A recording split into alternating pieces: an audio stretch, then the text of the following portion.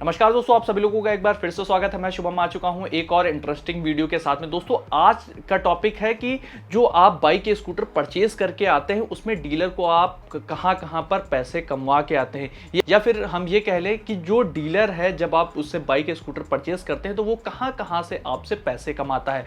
तो बने रहिए वीडियो के साथ, डिटेल में मैं बताने वाला हूँ। वीडियो को स्किप मत करिएगा। लेटेस्ट न्यूज़ और अपडेट के लिए आप हमारी वेबसाइट विजिट कर सकते हैं। motorbuddy.co.in हमारी वेबसाइट का एड्रेस है।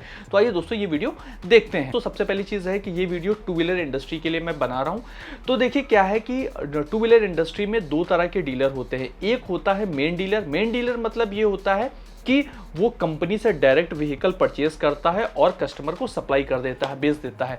दूसरा डीलर होता है, उसको सब डीलर भी बोलते हैं, एएससी भी बोलते हैं, ऑथराइज्ड डीलर भी बोलते हैं। इस तरह के टर्म अलग अलग कंपनियों में अलग अलग लोग यूज करते हैं। तो सब डीलर का काम क्या होता है कि वो अपने मेन डीलर से लेता है और मेन डीलर जो है वो डायरेक्ट कंपनी से लेकर आता है। तो यहाँ मेन डीलर और सब डीलर का दोनों में जो इनकम का सोर्स है, जो प्रॉफिट रेशियो है, वो ज्यादा होता है मेन डीलर का इन कंपैरिजन टू सब डीलर।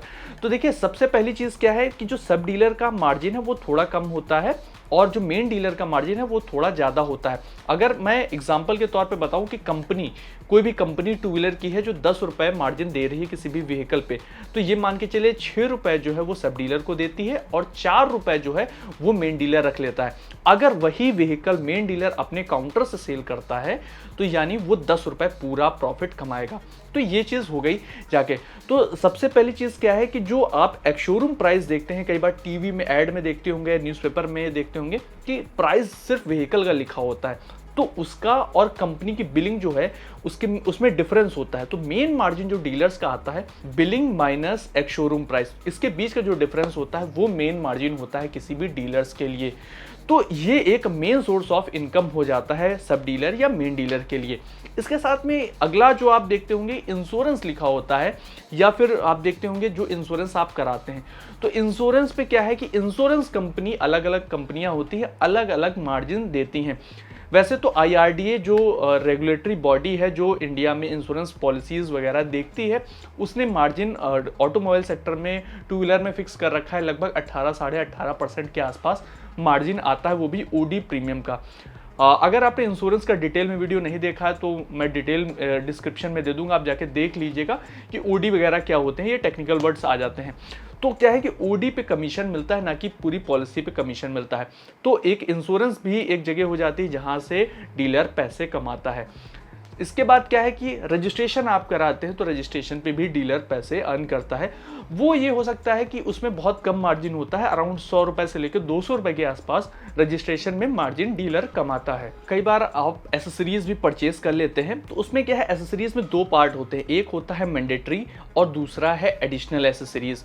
तो मैंडेटरी एसेसरीज में जो कंपनी की तरफ से एसेसरीज आती है, जैसे कई लोग साइड स्टैंड का पैसा ले लेते हैं, मिरर्स का पैसा ले लेते हैं, या जो क्रैश गार्ड होता है, लेग गार्ड होता है, उसका पैसा लेते हैं, फुट रेस्ट का होता है वो लेते हैं। तो क्या है कि कंपनी को वो डीलर पे करके आता है और उसमें भी कुछ कमीशन जोड़ के वो आपसे चार्ज करता है। तो जो मैंडेटरी एसेसरीज है वहां से भी कुछ पैसे वो कमाता है।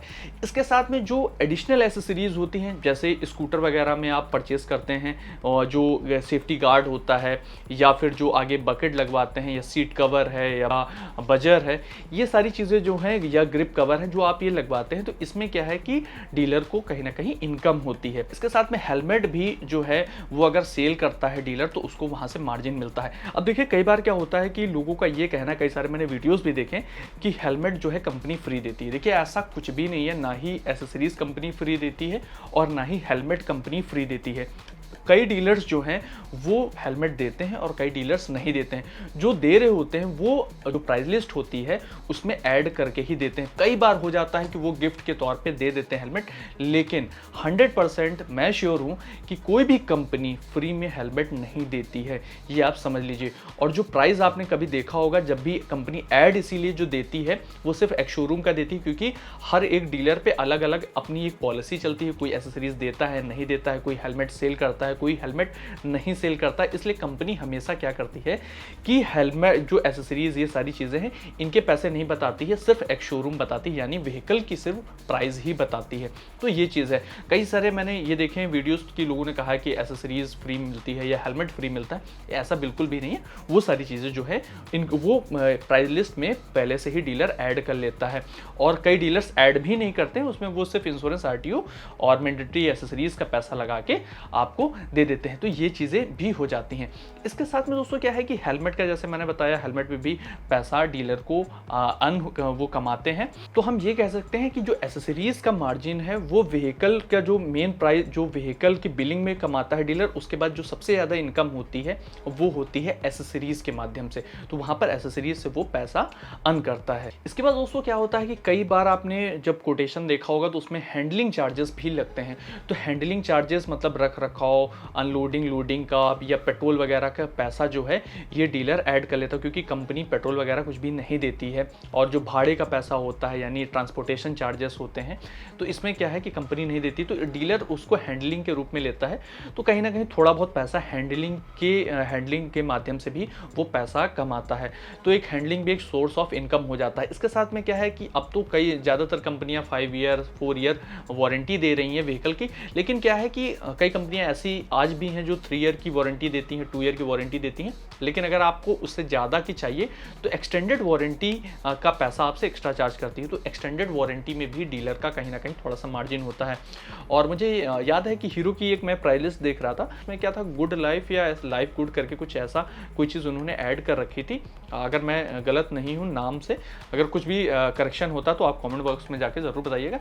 तो वो भी कुछ होता है, एक्सटेंडेड वारंटी टाइप का ही होता है। तो वो जैसे इन सब चीज़ों का मैं एग्जांपल दे रहा हूँ, तो वहाँ से जो है डीलर पैसा कमाता है।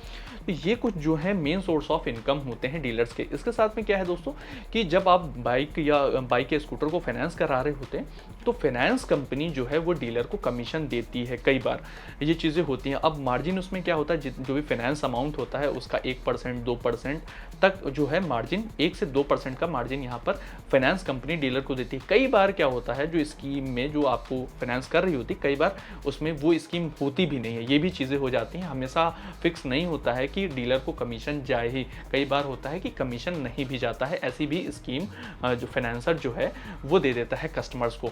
इसके साथ में क्या है कि कंपनी कई बार टारगेट्स देती है, एनुअली या क्वार्टरली, इस तरह के टारगेट्स आ जाते हैं। तो जिसके टारगेट के बेसिस पे भी जो डीलर अच्छा परफॉर्मेंस करता है सेल में, तो उसको कंपनी कहीं ना कहीं पैसा जो है डीलर्स को देती है। तो वो कहीं ना कहीं कस्टमर से नहीं होता है, वो डायरेक्ट कंपनी डीलर को पे करती है। तो ये एक्स्ट्रा रेवेन्यू हो जाता है डीलर के लिए। इसके साथ में दोस्तों क्या होता है कि कई बार फाइनेंस कंपनियां भी टारगेट दे देती हैं कि भाई अगर आप मेरे साथ इतने का बिजनेस करोगे, इतने व्हीकल पर मंथ अगर मुझे सेल करके आप दोगे या फाइनेंस हमसे कराते हो, तो हम इतना पैसा आपको एडिशनली देंगे। तो ये पैसा कुछ जो है एडिशनली डीलर को प्रॉफिट हो जाता है। तो दोस्तों इस तरह से जो है इनकम हो जाती है डीलर्स को। तो देखिए ये तो एक तरफा बात हो गई जाके। और ये जो जैसे इंश्योरेंस है, रजिस्ट्रेशन में है, एसेसरीज में बहुत ज़्यादा प्रॉफिट नहीं होता है, थोड़ा ही प्रॉफिट होता है। अब देखा जाए जो सब डीलर्स होते हैं उसका मार्जिन अराउंड 4 to 5%, 6% के आसपास आ जाता है। और अगर वो मेन डीलर पे जाता है तो उससे ज़्यादा और मार्जिन हो जाता है।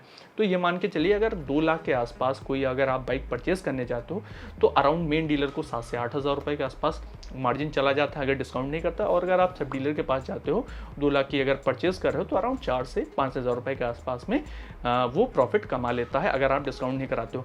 अब क्या है, जो डिस्काउंट होता है वो भी इन्हीं सब चीज़ों से ही वो पैसा आपसे कमा के उसी से आपको डिस्काउंट करता है। तो दोस्तों ये तो हो गई एक तरफा चीज़ें। डीलर के कई सारे एक्सपेंसेस भी होते हैं, कई सारे नुकसान भी होते हैं। उसको लेके मैं एक सेपरेट वीडियो बनाऊंगा जिसमें आपको जानने को मिलेगा डीलर्स के बारे में। इनसाइड स्टोरी पे मैं कई सारे वीडियोस अब लेकर आने वाला हूं, क्योंकि अभी लॉकडाउन चल रहा है और मैं बाहर जाके शूट नहीं कर सकता हूं। सो आई होप दोस्तों ये वीडियो आपको पसंद आया। अगर वीडियो पसंद आए वीडियो को कर सकते हैं लाइक, और चैनल पर पहली बार चैनल को कर सकते हैं सब्सक्राइब। आप मुझे इंस्टाग्राम पे फॉलो कर सकते हैं, ब्लॉगर शुभम मोटर बडी हमारा हैंडल है। इसके साथ में आप लेटेस्ट न्यूज़ और अपडेट के लिए आप हमारी वेबसाइट पर विजिट कर सकते हैं। motorbuddy.co.in हमारी वेबसाइट का एड्रेस है। वीडियो देखने के लिए आपका बहुत बहुत धन्यवाद।